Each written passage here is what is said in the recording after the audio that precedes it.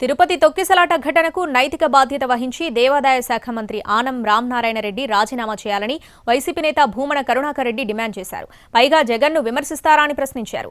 అంతేకాదు దీన్ని బట్టి తిరుపతి తొక్కిసలాట ఘటనను ఎవరు రాజకీయం చేస్తున్నారో అర్థమవుతుందన్నారు. నిన్న డబ్బులిచ్చినటువంటి మేము ఈ డబ్బులిచ్చినామని వైసీపీ వాళ్ల మీద మీరు ఏదైతే ఆరోపణలు చేస్తున్నారో అవన్నీ సీసీ కెమెరాలలో రికార్డ్ అయినాయి అని చెప్తున్నారు. రామనారాయణ గారికి ఛాలెంజ్ చేస్తున్నాం.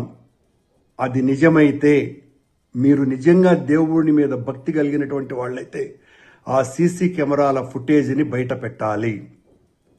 మేము డబ్బులు ఇచ్చినట్టుగా మీరు నిరూపించాలి. నిరూపించలేకపోతే, ఎందుకంటే సీసీ ఫుటేజ్లు మీ అధీనంలోనే ఉంటాయి. నిరూపించలేకపోతే వెంటనే మీ పదవికి రాజీనామా చేయాలి.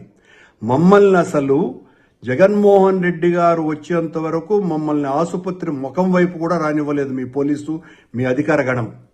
మేము డబ్బులు ఇచ్చి మీ చంద్రబాబు నాయుడిని తిట్టించినామని చెప్తున్నారు మీరు. అంటే చంద్రబాబు నాయుడు గారి పాలన మీద క్షతగాత్రులకు ఉన్నటువంటి అభిప్రాయం ఏందో చాలా స్పష్టంగా అర్థమైపోయింది. మీ ప్రభుత్వం మీద, మీ నాయకుడి మీద ఏ రకమైనటువంటి అభిప్రాయాలు ఉన్నాయనని. నిన్న డబ్బులు ఇచ్చినటువంటి